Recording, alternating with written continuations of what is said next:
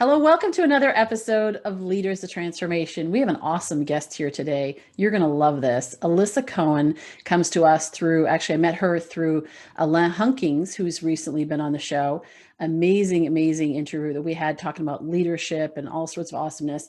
Well, Alisa is an executive coach, and she also works with senior executives and high potential leaders to help them to create positive, permanent shifts in their leadership impact and the results they achieve. She was actually named as the #1 startup coach in the world. And that was at the 2019 Thinkers 50 Marshall Goldsmith Coaching Awards in London. She's also been named one of the top 30 global gurus for startups of 2020. She's got a tremendous bio. All that information is in the show notes for you. She's a guest lecturer at Harvard, Cornell, the Naval War College. I picked out a couple of highlights that really jumped out at me. She is also she was selected as one of the top 10 coaches by Women's Business. She's also an amateur rap artist, and and you can sometimes find her on Instagram lifting kettlebells. So, Alisa Cohn, welcome to Leaders of Transformation. We're excited you're here today. Thanks, Nicole. It's great to be here. I'm having so much fun already. Oh, it was great to connect the first time, and I knew that we were going to have this awesome conversation. And also a shout out to Dory Clark, because we have a mutual friend. She's more a friend than she's more of an acquaintance for me, but she was on our podcast a while back.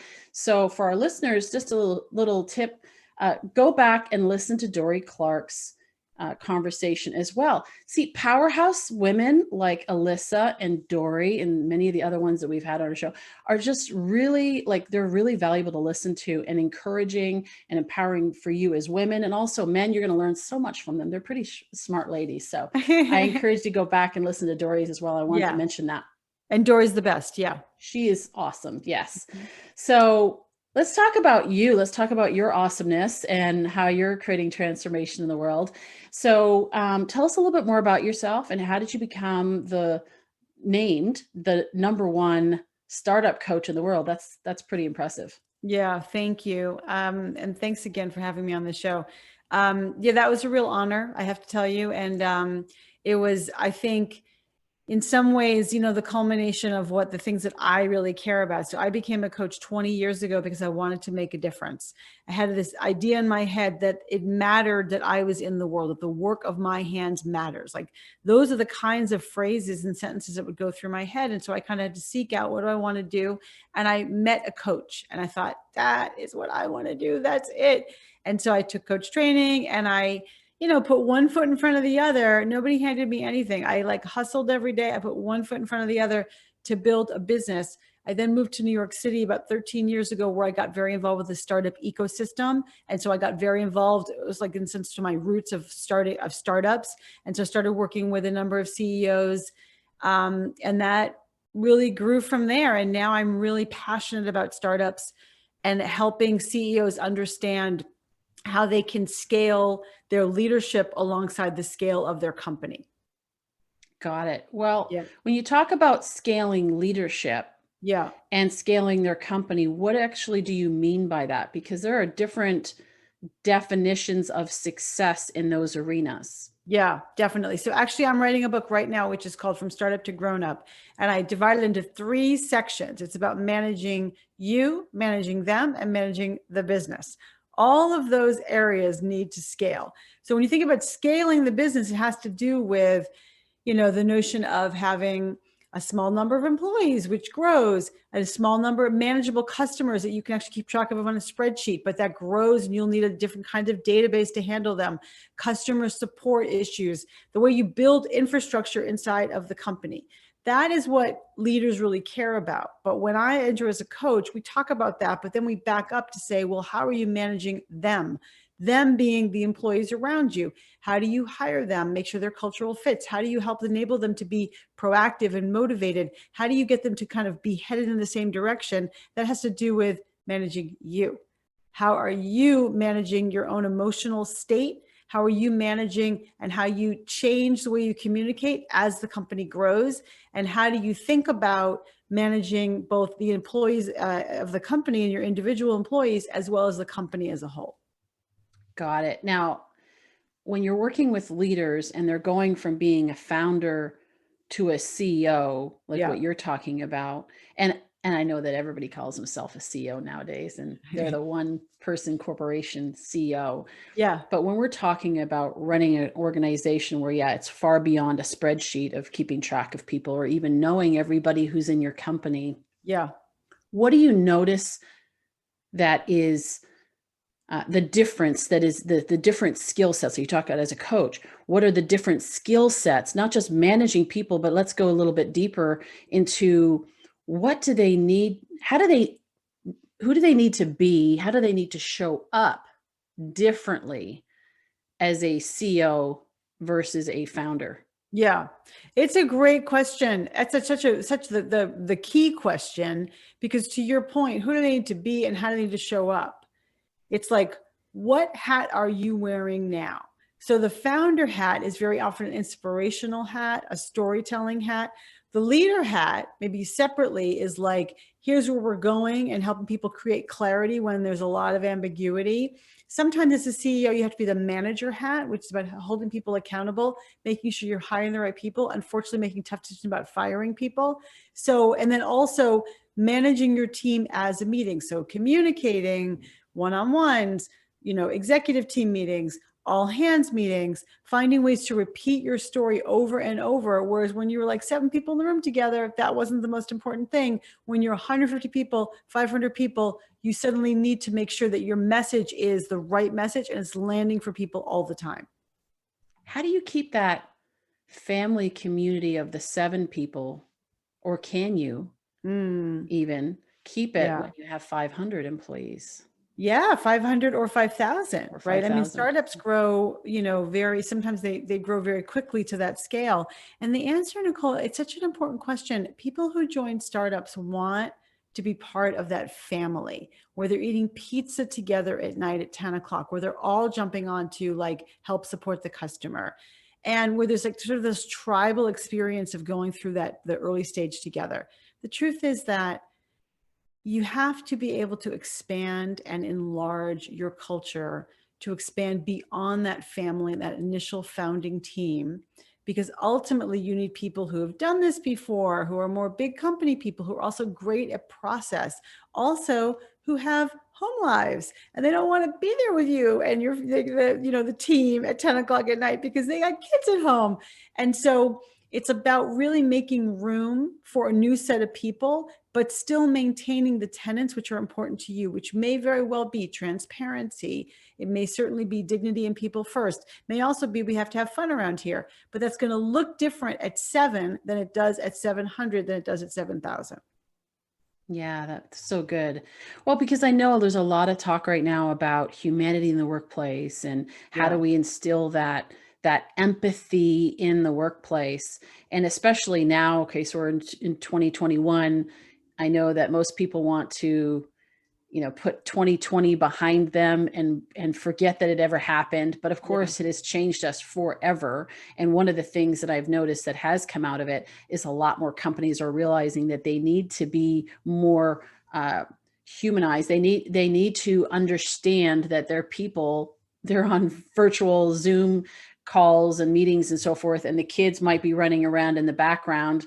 It's just life, where we didn't have that before. If anybody would have gone on a meeting and had kids running around or whatever going on behind them, that would be unprofessional. But now it's just become a way of life because of necessity. And that's just one example of the changes. But to be able to build that family camaraderie in, so that you don't, because how many, you might probably see this, maybe you can talk about this, is seeing startups that have that family environment. I remember I had Karen Walker, who started with Compaq many years ago. She was like employee 104 or something like that. And she helped build it to a $15 billion company. And there's a huge change that happens, of course, during that process in terms of the culture, in terms of how you feel. And a lot of times what happens is it gets, people say like, oh, it was so fun in the beginning, it's like the story of Apple, right? It was like so fun in the beginning. And then after a while, we all just became a number and we felt like we were disconnected. And then that top talent goes somewhere else because it's just not fun anymore. And so just, talking about where's that transition point, at how many can you actually notice that difference? And then what do you do at that point, like that transition point? And maybe it's a point, not just like a one day to the next, but a point where you transition because I think that can be very telling in terms of how we can help larger companies to start bringing it back. Yeah, well, there's a lot in what you just said, and it's very rich. First of all, I just want to address the first thing you talked about, the notion of like, now we see kids running around in the background. By the way, that guy from the BBC who had his kids running in the background that everybody saw on the internet like 2 years ago, he's like totally validated now. That's number one. And number two, I talked to a CEO and a founder of a biotech company, and his point was, I've used empathy for this, to navigate through this crisis. I have been able to have conversations with my employees because I can see into their homes and have real talk with them because of their health issues and concerns that I've never been able to before. And it has broken through in many of us, and we are more bonded now. And I don't want to go back to the other way, and we're not going back to the other way. So in some ways, this intense experience we've all gone through together has been an opening, really a cracking open of many of these boundaries for good. And so that is wonderful. And that gets back to your question about like sort of the familial primal feel. I think that if you think about startups, and if you think about you maybe thinking about building your own startup and becoming the CEO, the founder CEO of your own startup, or just kind of knowing about joining a startup, you do have to think of them in multiple inflection points. In the early days, you want people who are proactive and are excited and are going to do anything you want, anything they want, and you can do all these different things. You're making it up. It's so exciting. You're there together all the time. You go out for drinks when you're not there together. And so there's a sense of like, we're in this together. We're all doing everything.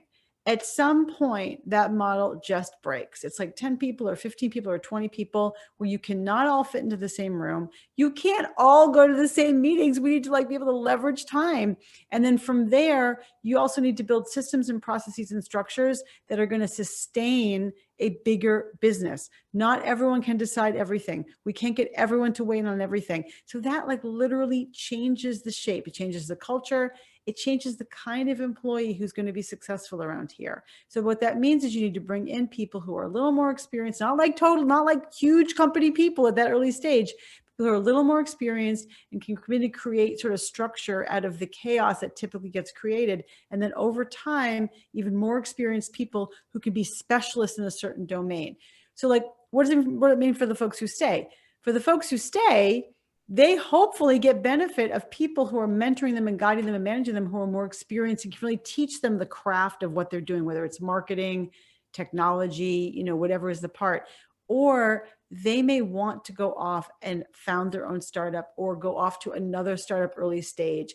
I was in one of my clients just a few months ago talking to somebody, and she said, I just don't like this big company feel. And it's 75 people, right? It's not really a big company, but she wants a different kind of environment. And I think everyone's entitled to understand that. The key is self-awareness and really understanding what are my most important values, and then how do they fit into the overall company. So what I'm hearing in that is that when you talked about that example of the 75 people being big. Yeah. So some people see a family, a nice tight knit family. Like we don't choose our family most cases unless we marry into it or something. But right. We don't choose the family that we were born into necessarily. Mm-hmm. And so it's going to be the size that it is. Like, so for example, my parents, my brother and I, that was our family. Okay. Mm-hmm. So very small, tight knit. Some people are used to having a family with like reunions with 100 people showing up, right, or 150 people, or Thanksgiving dinner with 25 people that show up.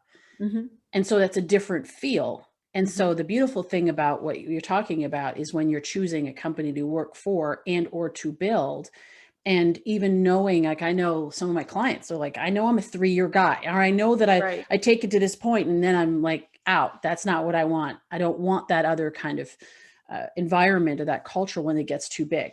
Right. And so the nice part about this is you get to choose your family. Totally. You get to choose the size of your family. And so it's what I'm hearing is that it's not necessarily a point where you get over 50 employees and then it's big, or over 500 is being, that what I'm hearing is that it depends on who you are and Totally. how you see it, how you perceive it.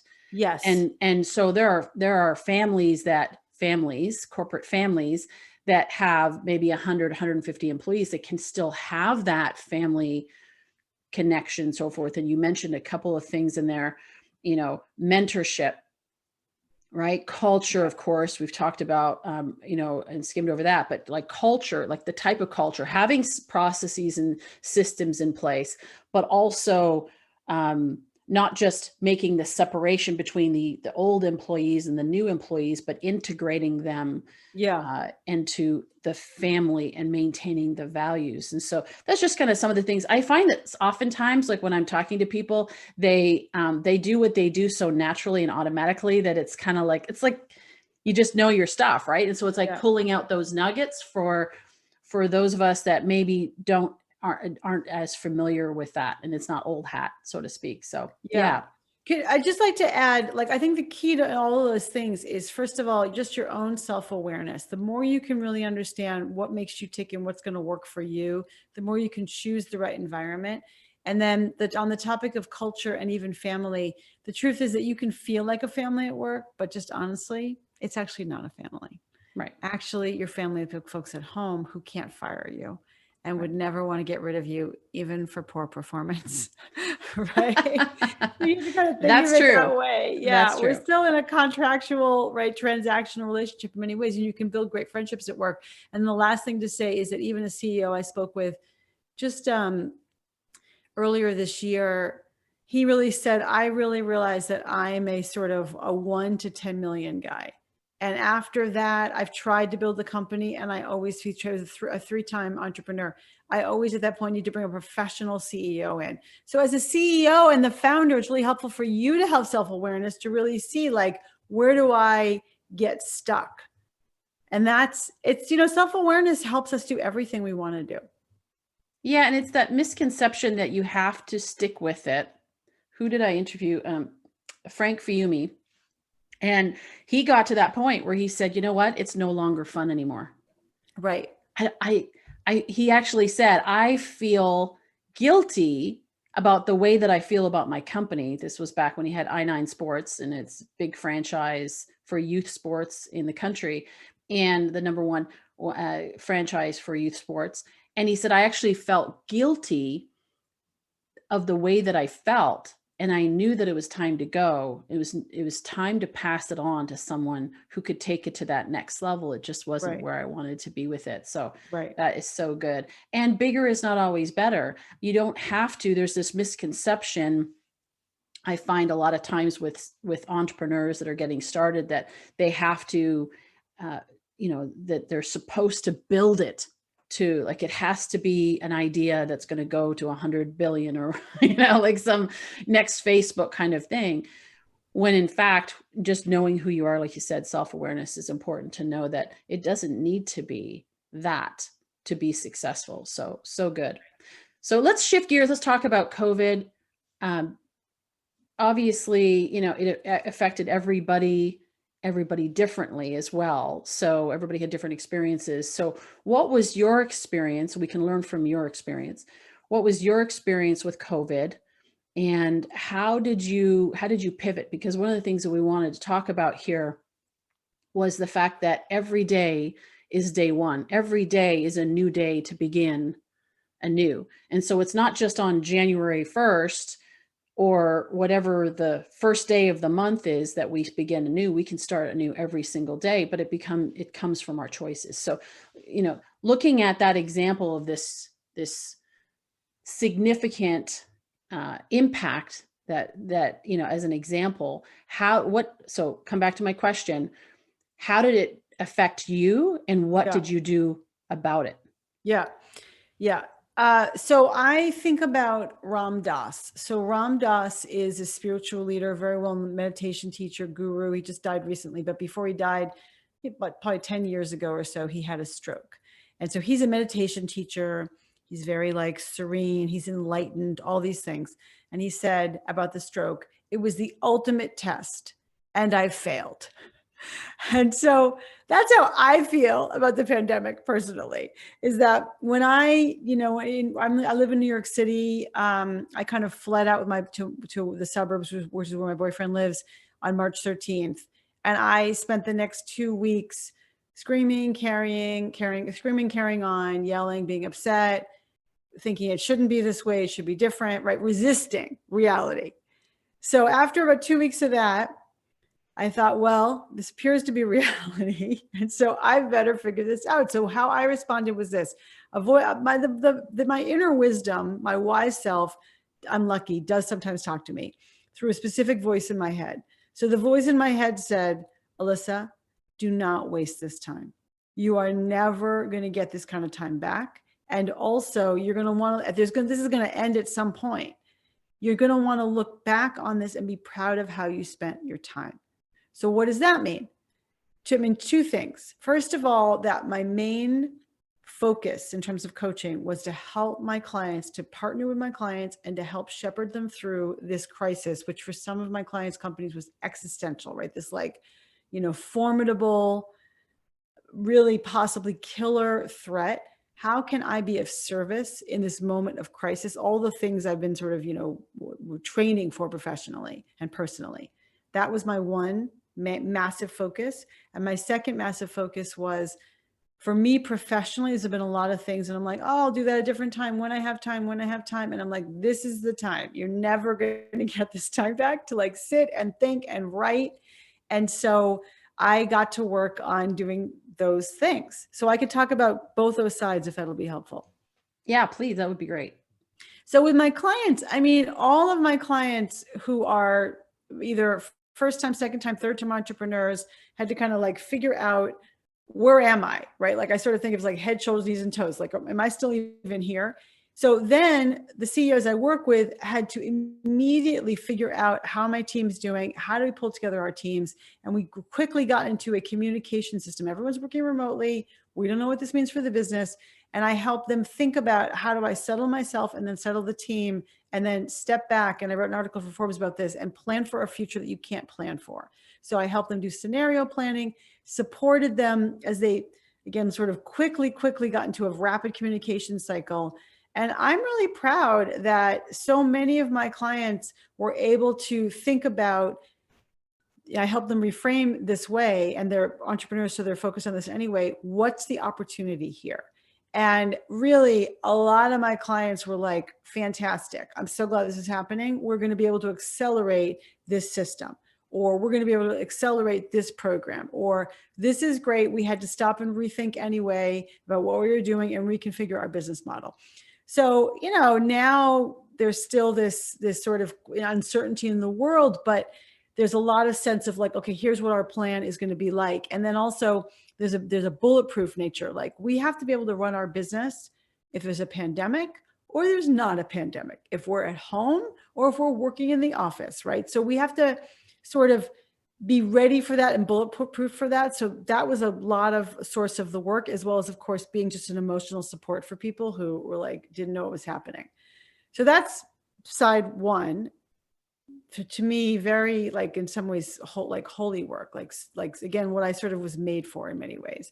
Then the other side was hey, you said you wanted to build courses, right? So I recorded a course for LinkedIn Learning. I recorded a course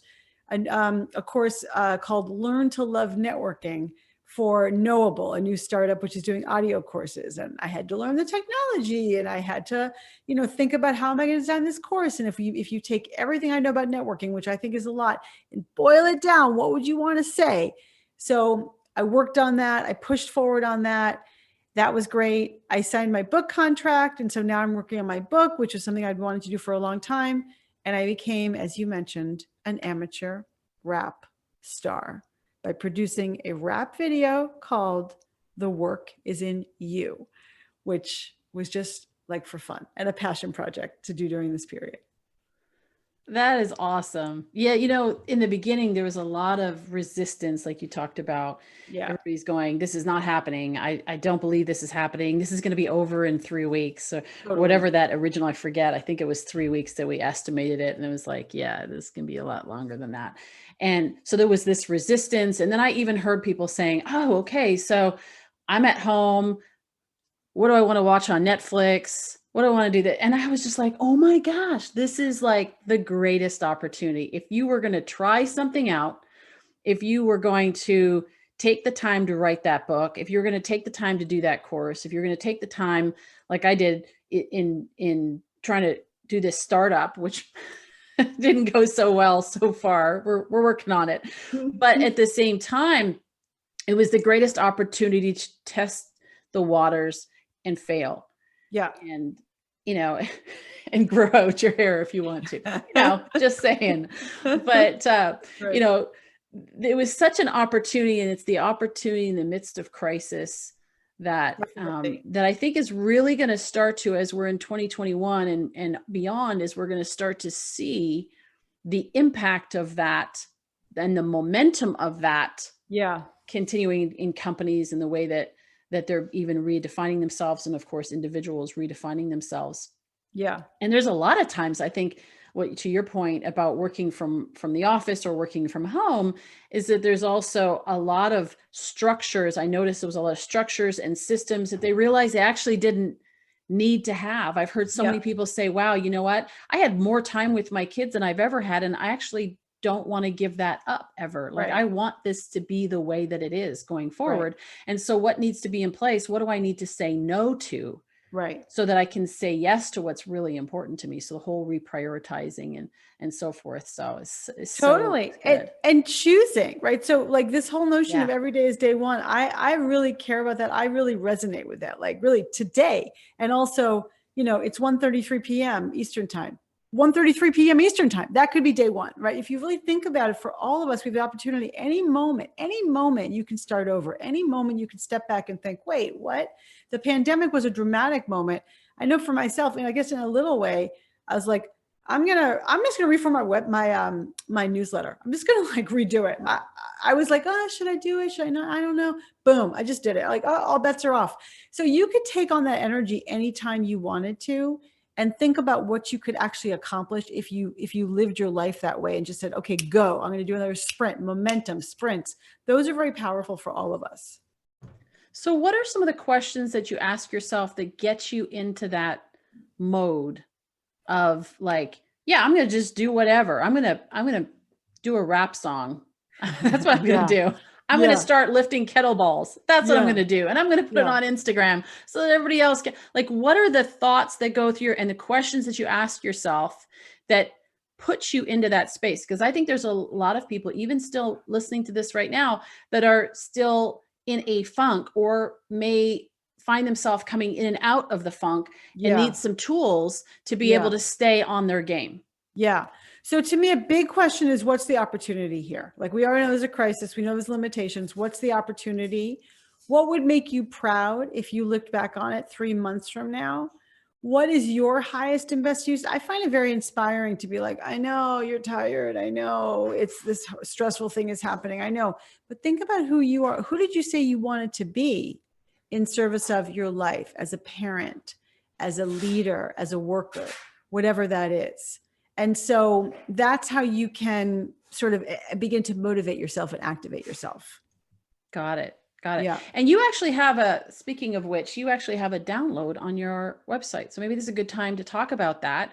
Questions to spark conversation. Yes. You mentioned about table topics and so forth. Can you explain a little bit more about what that download's about? And it's free. Yeah. And we'll make sure, of course, the link is in the show notes so people can get access to it. So a couple of things. First of all, I, along with Dory Clark, we started to do virtual cocktails for people who were, we've doing a lot of cocktails or a lot of dinners in New York City. And it was like, oh, if you're in New York, come and join us. But guess what? No one's traveling right now. So we began to do virtual cocktails very quickly. And part of when we do dinner parties, and then part of this also when we do these virtual cocktails, is to have a table question, to have something that will spark conversation. It's amazing how much people will share with each other when you have a good question to sort of, dig your teeth into. And I realized that my clients were also asking, how do I have good connections with my team? But families home for dinner for the first time in a long time were also asking, how do we spark the right conversations and have the right relationships? Otherwise, everyone's just talking about the pandemic and the vaccine and the death toll or whatever. So I created questions to use in different ways. So some are very tactical. What podcast are you listening to right now? What are you learning from books or other things that you're listening to or taking in? Could also be, what have you learned about yourself during this period? What are some strengths that you're really showcasing, strengths and virtues you're showcasing? A fun question is, what's a luxury you've treated yourself to either during this time or in general? You can use these to mean anything, like during the winter or during the pandemic or even this past week. It just gets you going and helps you think about questions that are above and beyond the day-to-day and like, oh, how is your day? Or, oh, what's going on in the world? Which at times is not the most enlightened or even personal disclosure conversation. I love it. I love it. And we'll make sure that is in the, like I say, in the show notes so people can get access to it. Yeah, so great. Good. As well, of course, I know your book is coming out in October, and that is Startup to Grown Up. And so we'll make sure that that's kind of like listed there and people can get access on your website as well. So just before we wrap up, I'd love to hear a little bit more about these kettlebells. And they're actually called kettlebells. Kettlebells. That's okay. So that tells you, I think of balls. Okay. Yeah. So yes, I have been in a gym. All right. So just so you know, kettlebells. Yeah, they are, you're right there. They're built-in balls. That's a good point. I wonder why they're called kettlebells. I don't know. Because they look like bells, probably. Okay. Probably. But yeah. Anyway, yes. I'm still upset. Yes, it's good. So so I'm curious about why and also that, because there's a mind body connection that I'm also sensing in this too, like about your discipline. And I noticed this with anyone who is a peak performer and who helps other people to live their best life is, generally speaking, with maybe very few in between, but most of them have a discipline of health, right? Physical health, going to the gym, working out their body, in connection with their mind. So when you mentioned about kettlebells, I wanted to hear what that meant for you. Why did you pick that up at this point, and what has it done for you? Yeah, that's a great question. My journey of fitness is like 20 years in the making, from the point of view of like, I grew up kind of overweight and out of shape. And as I began to be my own person, not just my family person, right? My own person, I realized like, oh, wait, I want to be in shape and I want to be able to move around, and that feels better. So I began the journey of fitness, and then I noticed, hey, fitness helps my mood. I feel better when I do my fitness, whatever that is. And I became a runner, and that was great. And then, so sadly, I developed osteoarthritis in my right knee, and my MRI doctor said, give me your running shoes, you're done. I cried tears in the cab on the way home. I cried my eyes out, like, oh, what am I going to do if I'm not a runner? And also, I'm going to get depressed, and I'm going to be, but I thought at the same time, this is the opportunity. This is the best thing that ever happened to you, because you knew you were overtraining. You should have probably worked on your sort of more whole body. You should have hired a trainer. This is a sign. So I found a trainer. And I found a coach. Over time, I found sort of a kettlebell coach, and he loves kettlebells, and I love him. And then I love kettlebells. And then over time, you see how being strong helps your mood, helps your confidence. The discipline and routine of it every day gives you something to sort of structure yourself around. It is always a great, also it's about trying and not succeeding, and then trying and succeeding, and understanding how you have to wave the load, and how the combination of tension and relaxation is healing in and of itself. And oh, by the way, when you get strong enough, you can run. So the notion of like, oh, someone gave me a limitation. Well, no, I found a way around the limitation. All of that is extremely empowering. As a woman, lifting very heavy weight is extremely empowering. And during the pandemic, I decided to do my series on Facebook and Instagram called #kettlebell quarantine, to show everybody that even though we're stuck at home, we can still lift heavy weights. I love it. I love it. And I love the fact that you talked about the opportunity and what the lessons are out of it. And for those that are maybe thinking like, I can't do a startup. I'm not there yet. I need to do some things before I can launch that. How can they build their confidence? Even just doing what you're doing is like, what can you do? What I'm hearing, there's a Right. question of like, if I can't do this, or this has been taken away from me, what can I do? It's the now what, right? So what, now what? Like, Totally. okay, where do we go from here? And Right. you can build on that. That is so, so good. Well, Alisa, thank you so much for hanging out with us today. And I love your energy. I love your passion. And you're obviously a tremendous woman of wisdom and insight. And so I just really appreciate having you here today. It's been great. Thanks, Nicole. I've had so much fun being with you, and right back at you. Woman of power and wisdom. I love it. That's right. We need more of those. Yeah. And, you know what, they're out there. I believe they're out there, that they have the confidence to, that's what, what we need is we need more of them to step up and to speak up and to not, to your point about the kettlebells, is to not limit ourselves, or running or whatever, is to not limit ourselves by what we can't do, but look at what we can do and go from there. So good.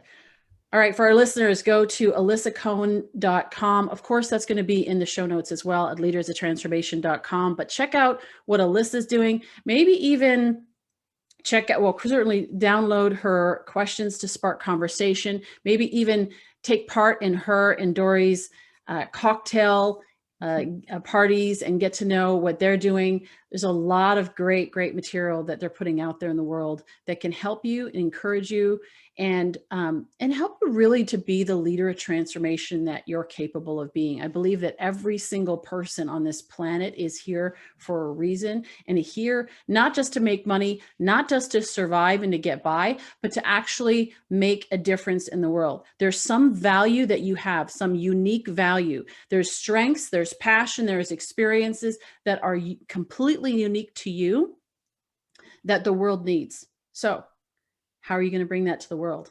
That's the question.